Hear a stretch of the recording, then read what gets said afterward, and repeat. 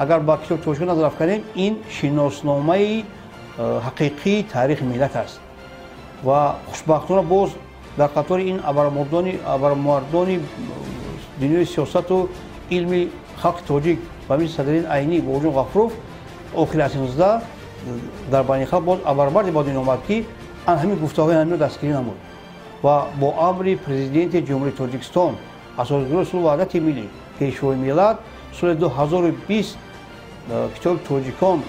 از حساب خزینه پرزیدنت چاپ کرده شد به هر یک خاندان خلق تاجیک و هر یک خاندان شهروندان تاجیکستان تحفه گردید و راستی وقتی که کتاب به هر یک خاندان تحفه گردید خودشناسی ملی ما دانستن تاریخ خلق خود از کدام دوم با کجا اومدن خلق تاجیک رو همه خواندن و بعضی وقت در کوچه ها ما حتی گذاشته نمی‌مونم بسیار سوال زیاد شدن اکنون خلق شناس و کی بود از کجا اومد کدام خلق بود چقدر تاریخ داشت